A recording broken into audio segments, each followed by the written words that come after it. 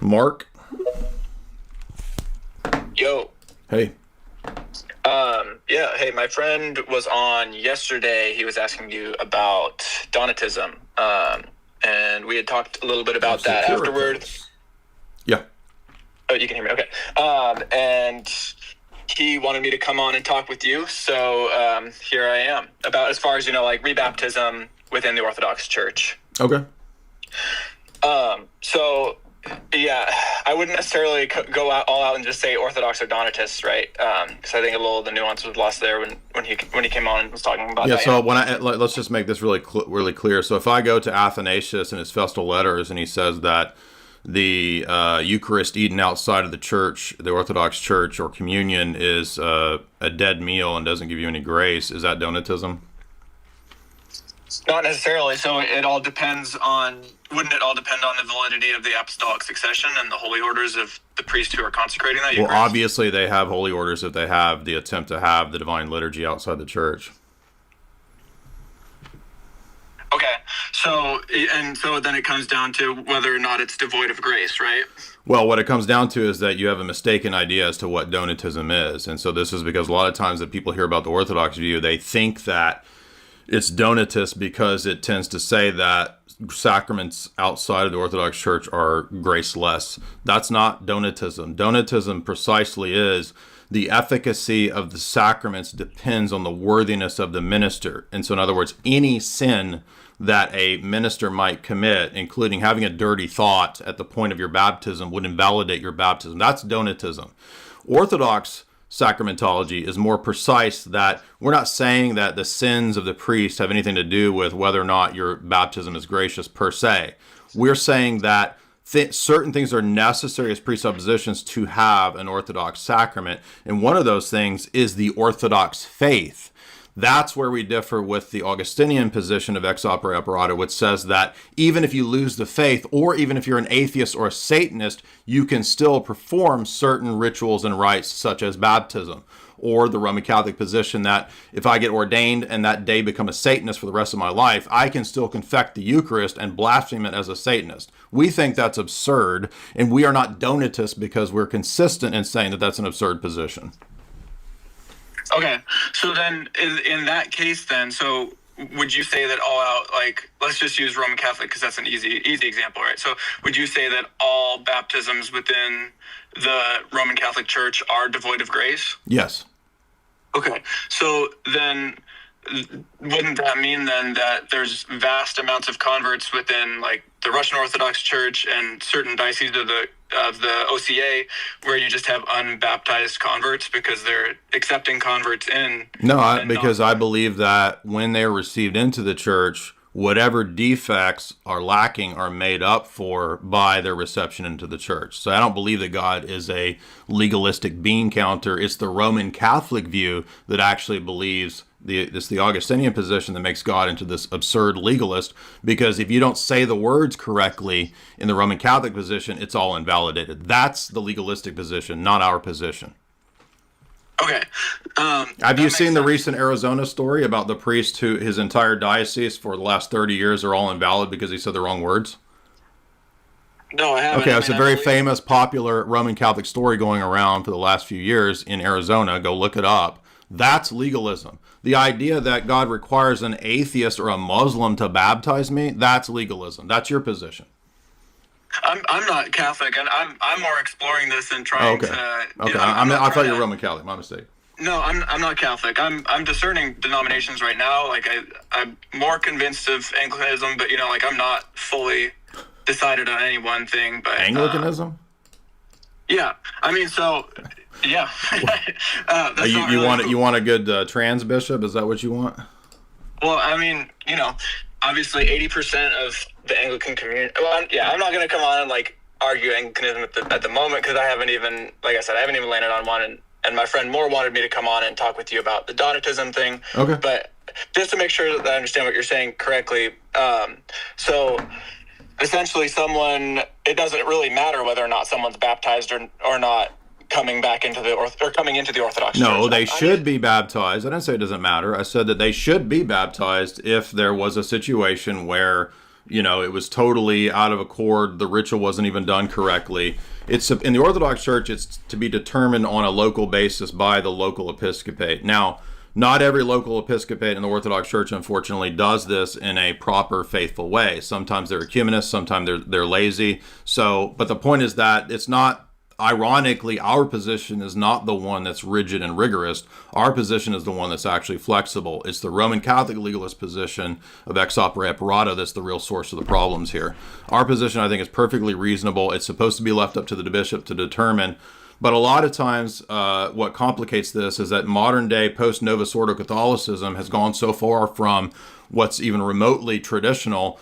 You've got Novus Ordo priests baptizing people in the name of the land, the sea, and the air. You've got Novus Ordo people baptizing people in the name of the Mother Earth, literally. So in those cases, and because it's getting so hard to determine whether there was any Trinitarian form at all, a lot of Orthodox churches are saying, and people are beginning to say, it might be wise to just baptize them all to make sure, because things are getting so crazy. I think that's a wise discipline. So you can't boil all this down into either ors. There's a lot of nuance, and there's a lot of practical, pragmatic questions at play in this as well. Okay, that makes sense. Like from an outside perspective, it does seem like this is something that would need to be settled, because there's a lot of inconsistency across the different metropolitans. Well, you're not going to but that quote inconsistency is precisely what we call economia. And so we don't need you, an outsider, telling us what we need to do as the one universal standard. Who are you to tell us what's supposed to be our standard? You're not the judge of our inconsistency when we believe that there can be economia.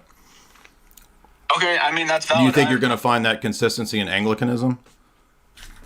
I mean, that depends. So, and like, even if I can't find that in Anglicanism, that doesn't necessarily take the focus off of the fact that it exists within Orthodoxy, right? So, like, that what exists? Really, like, the fact that that's an inconsistency, right? So, I didn't say it was an inconsistency. I said it was differing approach. It's called economia. Do you even know what that is? Yeah, like household, family, basically, right? No, you don't know so you don't know what that is. Or economy, sorry, yeah, economy. Right. Yeah, so in other words, as I said a minute ago, the local bishop is supposed to be able to determine when and where and how you apply the canons. This is a canonical canon law question as to how people are received. And different people are received in different ways because people's cases are different. So, for example, if a monophysite is baptized in the exact orthodox way that we believe is the way that would be done, right?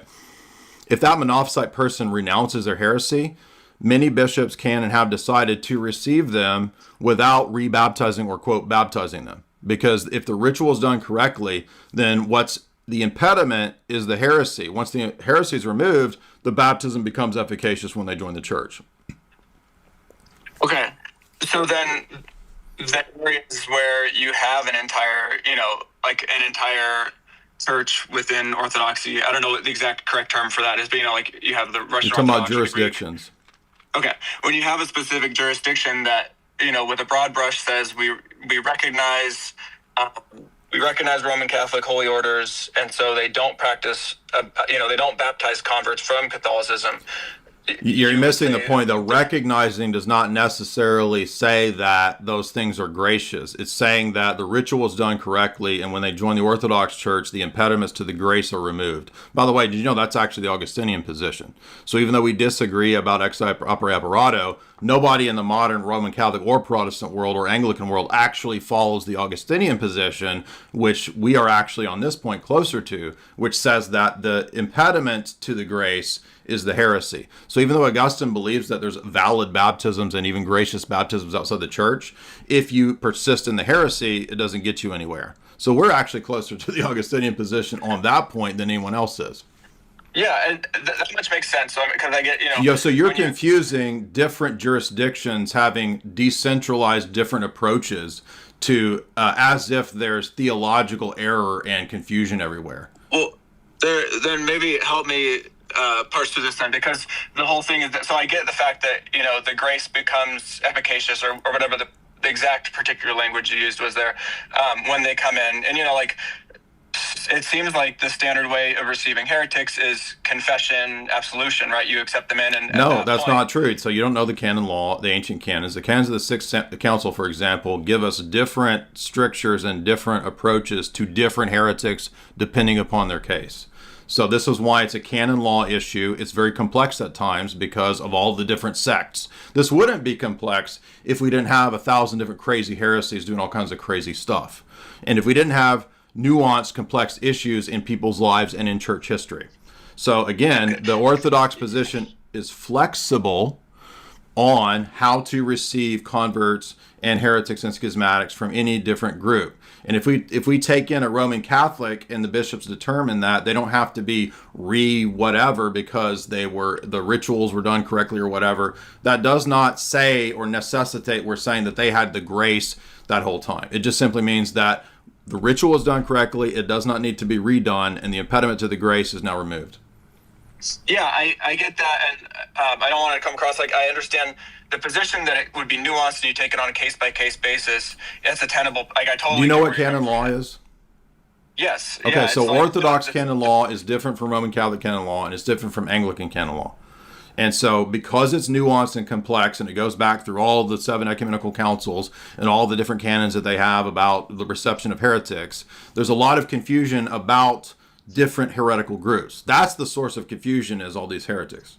So that's why it's up to the local bishops to make those determinations. And because it's decentralized, it can lead to or give the impression that, oh, you guys don't have one consistent position on how to receive people. We got you. But in reality, the Roman Catholic position, because it thinks and prefers to have this single unitary position on this, actually leads to more stupid positions, like the idea that atheists and Muslims can baptize people.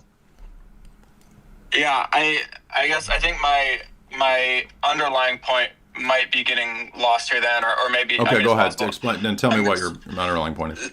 So, because I was saying, I get like the fact of dealing with it on case by case basis. You know, you evaluate each person like a Miaphysite or a Monophysite that you call them. You accept them because, you know, as long as you can validate that the actual formula used and the underlying, you know, the consideration, but you still obviously have to accept them in, and at that point it becomes gracious. But that's a case by case basis. That's what you're saying right now. But you're saying actually case by case on each bishop, like an entire region. That's what economia means. Yeah, that just leads to then. There's not a universal application of the canons in the Orthodox Church. Economia means that the bishops apply the canons to the situation. But so that's just essentially that's saying that it's not a settled matter on this. No, your assumption is that it's possible to have a settled matter on a complex matter that is precisely left up to a decentralized church in the Orthodox world. And the very question that you have is assuming the Roman Catholic tendency towards there being a universal position on this, which I'm saying is what led to all their stupid stuff. Yeah. So when this comes up in the Augustinian disputes, this eventually leads the Roman position to dogmatizing 3 things necessary for a sacrament. Do you know what those are? No, not off the top of my head. Matter, form, and intention.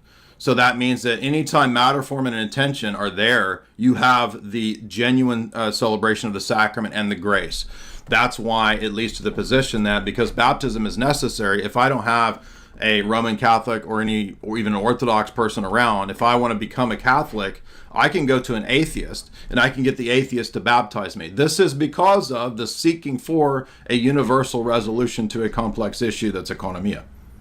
But matter, form, and intention are either there or not there, right? So, but you just now learned that. You don't even know how. That's itself leads to the stupidity of this position because how does an atheist? Do you know what intention means in that matter, form, and intention?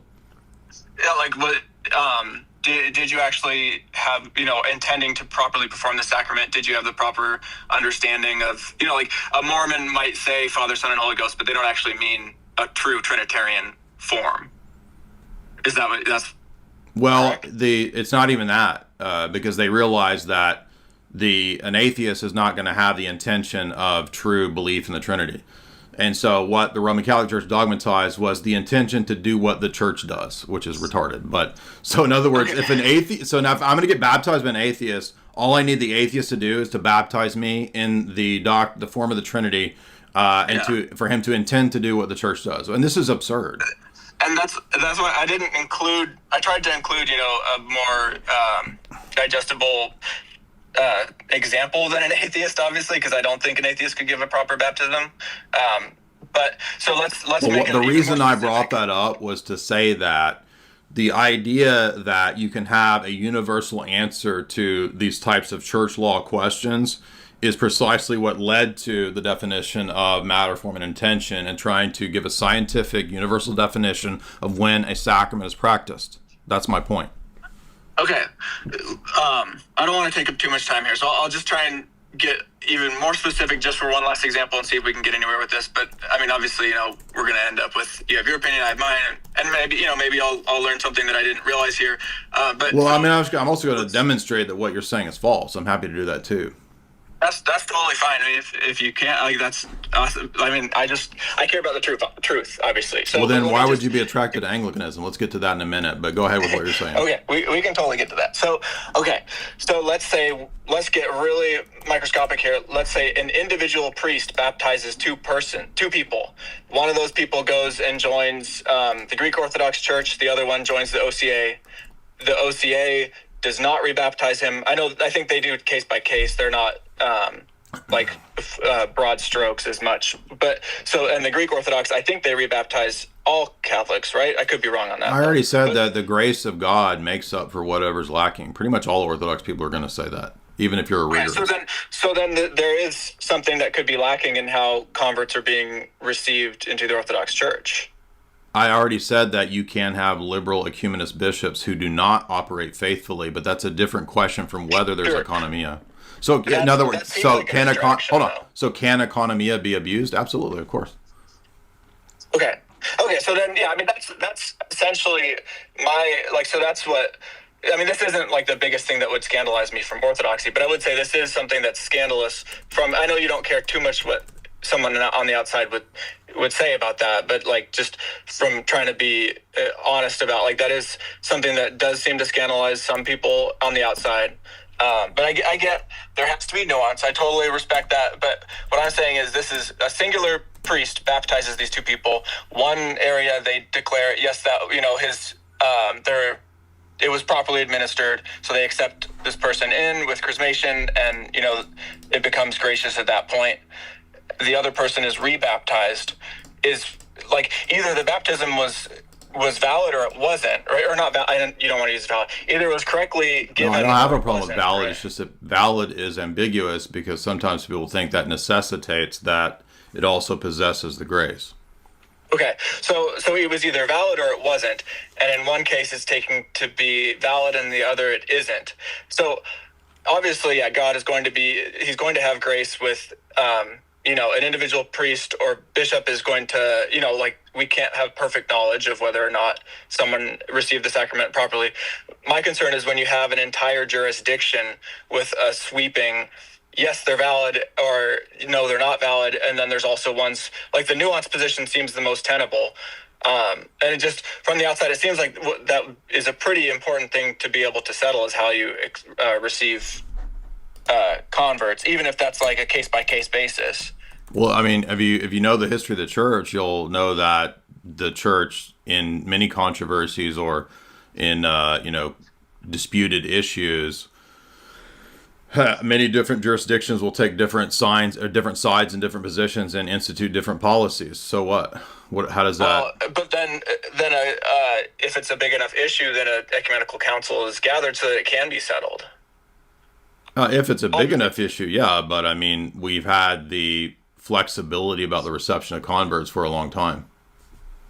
Yeah, to me, that just seems like that's a pretty important thing to have figured out. But I understand we're probably not going to be able to take this point much Why further. do you? Who are we? Why are we supposed to think that you are the one that determines what the most important thing for the Orthodox Church to figure out? You haven't even figured out which church you believe in yet, but you're going to come tell us what the most important things that we have to have solidified is. It's just arrogance. I'm not telling you. You just did. What do you mean? That's what you just argued. I'm saying this is the perception that it comes across to me as. It seems like it would be important. I understand. I don't have holy orders. I'm not someone of authority to be able to call a council. So yeah, like I could just shut up and never talk about these things. But I'm going to. Well, but I mean, when you get into church history, you're going to realize that it doesn't matter which of the communions you choose. Like each of these communions has difficult, challenging periods all throughout church history, and even in whichever church communion you choose to join. Do you think that Anglicanism is going to be immune from the kinds of questions that you're raising about orthodoxy? Like these are pretty universal types of issues and questions. And so the idea that I'm going to make my decisions based on the ones that I arbitrarily decide ought to have the universal answer to certain questions, to me seems like an absurd picking and choosing about how you're going to pick the real church. I mean, not at all. Obviously, it's not. I don't think I'm going to find that anywhere. That's why I think Anglicanism, in that sense, with branch theory, it recognizes the messiness of church history and the fact that it is difficult to simply pin. How does it? That wouldn't prove branch theory. I mean, that would just prove that there's canonical issues in every church. But why a canonical issue is not a dogmatic issue?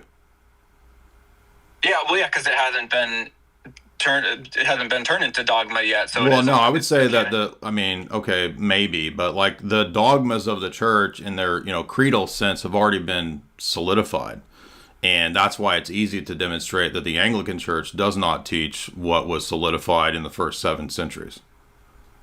I mean, obviously, I would disagree with. Well, I mean, it depends on if you're talking. How many churches are there? There's one Holy Catholic and Apostolic Church, and you're saying that no, it's actually they're split into a bunch of branches. I mean, yeah, I would say from what it seems like from history is that they're like the Great Schism is a very difficult. It's not like where you have the Nestorians break off and over time it becomes very clear which one is which. Well, the problem with this is that when you go to Ephesus and you read the way that Ephesus speaks of the Nestorians, how do they interpret the church and the people that are no longer in it? I mean, I imagine they said something along the lines of that they're no longer within the church. Exactly. So that refutes the branch theory right there. Well, the problem is that what I was saying is that with the Nestorians, it becomes very clear which is the real church, right? It becomes very clear after enough centuries of time, but we're 1,000 years past the Great Schism. It's still incredibly difficult for people to recognize both of these massive institutions, which one is the correct one. I don't think it's very. I mean, well, that's a subjective. Maybe you think it's difficult. I think a lot of people do find it pretty simple to. I mean, do you mean between you say great institutions about Rome? I'm saying big institutions. Yes, they're both very big. But you're saying that it's neither Rome or Orthodoxy; it's Anglicanism. And I don't understand. I don't understand your answer. Huh? Anglicanism doesn't say that Rome and Orthodoxy are invalid churches. That's the whole thing of branch theory. That is, they are all. It's a ridiculous position because it assumes that none of the positions are actually the Orthodox Church. There is no Orthodox Church. That's a subjective opinion. Now it's so every position is so every opinion is a subjective opinion now. So now you're a relativist. No, that's not at all. That's completely straw man. How is that? You just said it's suddenly a subjective opinion. How did you get to that? Well, because you're saying, you just admitted that Ephesus teaches that there's one visible church and that the Nestorians are out of it. Yeah, so you're saying, shut up. You said that that's how Ephesus understood itself in the church, right? Yeah, correct. Oh, okay. So you do not believe in the ecclesiology of Ephesus. No, I agree. At the time, there was so at the time, when it evolves, was branch theory true at that time? I mean, yeah, because it was in the trunk form. Wait a minute. Branch theory was true when Ephesus was not operating on the basis of branch theory. I mean, I wouldn't expect anyone to think that there was branches when there was no branch yet. When did the branches happen? I would say the easiest to point to would be the Great Schism, and that's. How is that not arbitrary and subjective? So everybody, and let me ask you this: did anybody understand any branch theory at that time? So you believe in the evolution of doctrine? Evolution. So nobody had a coherent ecclesiology until the schism? No, I think that it was. I mean, that's like saying nobody had a clear. That's what you just argued, Goofus. You just said that they didn't know yet about branch theory, and they didn't think there was a branch theory. But by the time of the schism, now branch theory becomes true. Well, it's the same as plenty of people did not know about. No, so you're saying they didn't understand ecclesiology and was defective until there was a schism. That's a stupid position. As much as the fathers prior to Nicaea didn't know about the Trinity, there was still... The fathers of Nicaea didn't know about the Trinity? What are you talking about? The fathers before, I said. So they did know the Trinity, so what are you talking about? They did, but there's a confusion around certain terms, like where you see being and person are not used fully consistently by the fathers. No, that's a false analogy because they're still Trinitarian. The people at Ephesus are still conceiving of a visible single institution as the church. And you're saying that was a perfectly correct ecclesiology until there was a great schism. And now it's no longer the case that there's a single visible institution. That's evolution of doctrine. That's why you're a heretic. Because no, it's not evolution. It's simply what existed at the time. No, it's an evolution of doctrinal truth on ecclesiology. You're saying that it wasn't the case that branch theory was true for the first 1,000 years. Then in 1054, suddenly because of a heresy, branch theory becomes true. That's what you're saying. No, I would say that, like I said, it's true regardless. It was a trunk at the time. But the church didn't. So Christ didn't give to the church the mind of the church to accurately understand for the first 1,000 years that there's one Holy Catholic Apostolic Church, and it doesn't mean branch theory. There was one Holy Catholic Apostolic Church at the time. So you're a sophist now because you're saying that by the time of the schism, there's no longer one Holy Catholic Apostolic Church. I would say there is, but they're no longer. But now you've redefined it to be not the ecclesiology that they had for the first 1,000 years. So you believe in evolution of doctrine. It's simply the church came into schism. They were no longer in communion with each other. So now they have a new understanding of ecclesiology called branch theory. Which, by the way, did anyone at that time teach branch theory? I mean, I'm not. Did anyone at that time teach branch theory? Probably not. Okay, so that's bullshit again at another level. You can view it that way. No, it is that way. You just admitted that no one taught this way, but you retroactively, because of Anglican theologians in the 1700s, can look back and posit in a revisionist way that they suddenly became branch theory proponents when you just admitted that they didn't actually believe that at the time. So once churches are no longer in communion with each other, guess what? The theology of the first 1,000 years of the church is still the same theology, which you've already admitted. That's the point. Sure. So I'm out. I'm done. I can't do any more of it.